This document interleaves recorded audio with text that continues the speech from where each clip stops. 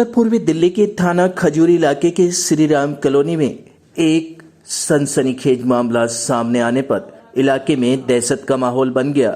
दरअसल एक 10 वर्षीय बच्चे की मस्जिद की दूसरी मंजिल पर लाश मिलने से लोग हैरान हो गए। परिजनों के मुताबिक उनका 10 वर्षीय बच्चा फैजान श्री राम कॉलोनी की बनी मदीना मस्जिद में कुरान की पढ़ाई करने जाया करता था। 7 जनवरी की शाम से वे दोस्तों के साथ पढ़ाई करने मस्जिद में गया था, लेकिन घर वापस नहीं लौटा। घर वालों ने बच्चे की सभी जगह तलाश की, लेकिन बच्चे का कोई पता नहीं चल पाया।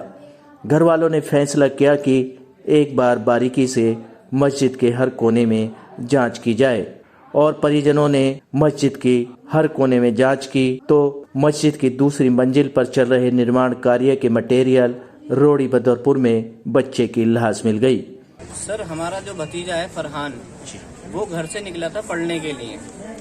इवनिंग में 6 बजे का टाइम था जब वो पढ़ने गया था। वो पढ़ने के बाद घर वापसी नहीं आया।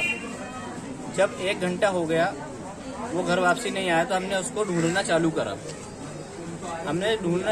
वो हमें खजूरी में कहीं भी नहीं मिला।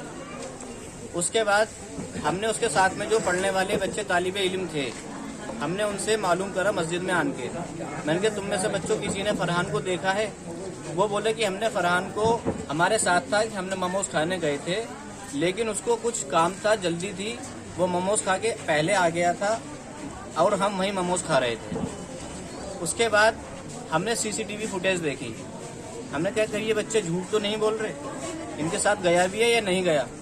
हमने 3-4 कैमरे खंगालने के बाद हमें वो 2 बच्चे जाते हुए दिखाई दिए, लेकिन उसके अंदर जो मृतक फरहान है वो हमें दिखाई नहीं दिया।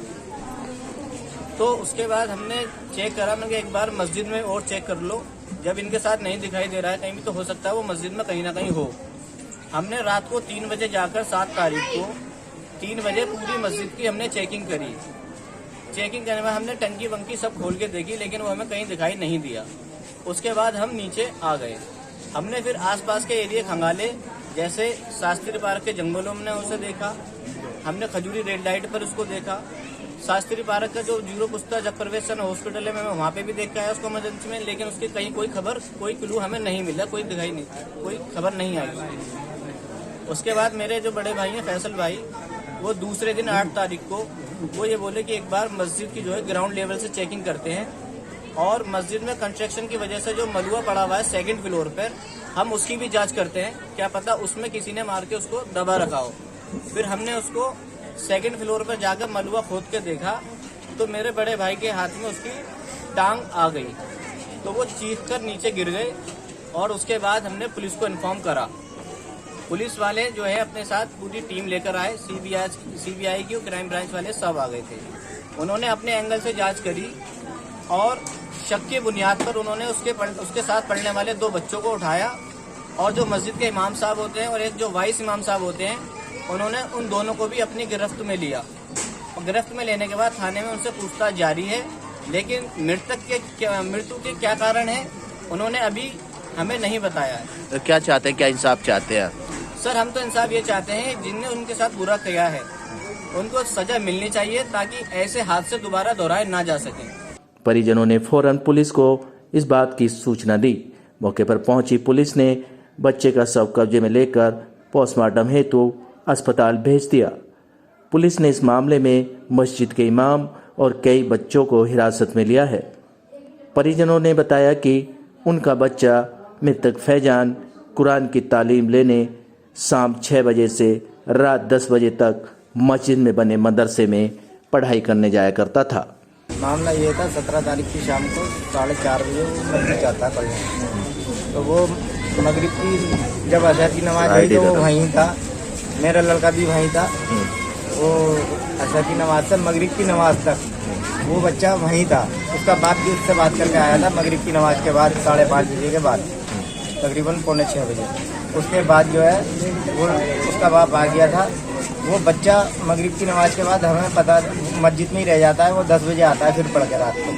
तो उसके बाद जो है 8 बजे हाफिज जी का फ़ोन आता है कि फरहान घर पे है, मस्जिद में नहीं है। उसका बाप कहने लगा घर पे तो नहीं है। तो उसने इधर उधर ढूंढा, मुझे भी बताया 10 बजे रात को कि फरार नहीं मिल रहा है। हमने भी ढूंढा, हम मस्जिद में गए पूछना तो वो कहने लगे यहाँ तो है नहीं। बच्चों से पूछताछ करी, वो कहने लगे वो हमारे साथ मोमोज खाने गया था और वो वहाँ से भाग गया था, हम वहीं रह गए थे मोमोज खाने के लिए।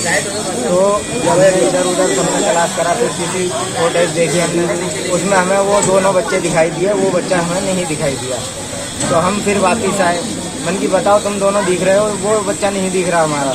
तो वो कहने लगे ठीक है, हमें नहीं पता वो कहाँ है और वो बच्चा गायब हो गया, कहीं हम ना फंस जाएं। वो हाफिज जी से बोले, तो मन की तुम क्यों फंसोगे, बच्चा क्यों गायब होगा, तुम्हारे साथ था क्या, वो निकल गया होगा, हो सकता है कहीं। तो मान के अच्छा ठीक है। तो हमने पुलिस कंप्लेंट करी।